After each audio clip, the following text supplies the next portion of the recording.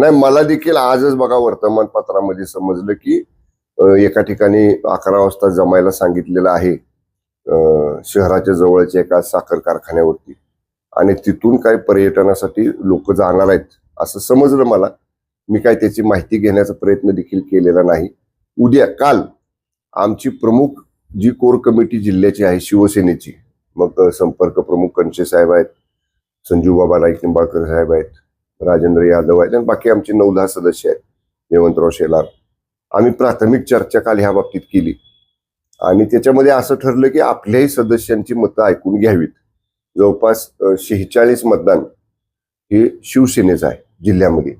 तर उद्या आम्ही 11 वाजता सर्व सदस्य जे मतदार आहेत त्यांची बैठक बोलवलेली आहे साताऱ्यामध्ये.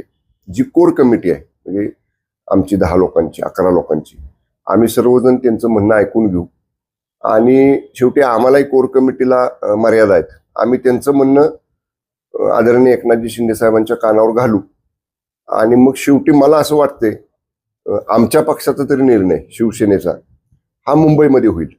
कारण माननीय शिंदे साहेबांच्याकडे हा विषय सगळा सदस्यांचं मत काय आहे लगोलग आम्ही मिटिंग झाल्या साहेबांच्या कानावर गोपनीय अहवाल पाठवू आणि मग तिथून आम्हाला जो काय आदेश येईल त्याप्रमाणे पुढचं धोरण ठरलं. कसं आहे बघा, याच्या आधी नगरपालिका निवडणुकीच्या वेळी मी समन्वय करायचा प्रयत्न केला पालकमंत्री म्हणून.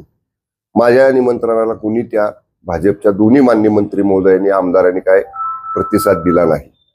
जिल्हा परिषदेच्या वेळी एकदा केला सुरुवातीला, तेव्हाही त्यांनी कुणी प्रतिसाद दिला नाही.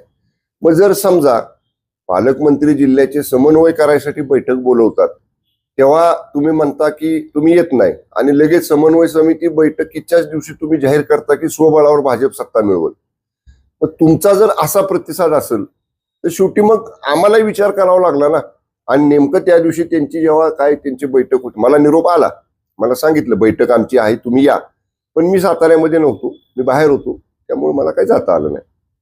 तर जसं पेरलं तसं उगवलंय.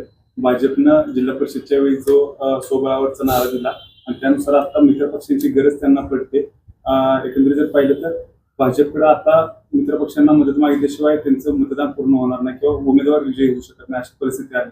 मग काय आली परिस्थितीला सामोरं जायचं सगळ्यांनीच.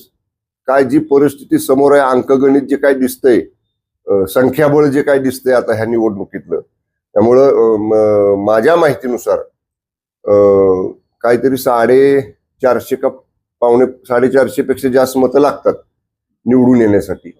त्यामुळं आता ते बहुमत गाठणं ही आता त्यांची जबाबदारी आहे किंवा ती बहुमत गाठलं पाहिजे यासाठी सगळेजणच प्रयत्न करतायत.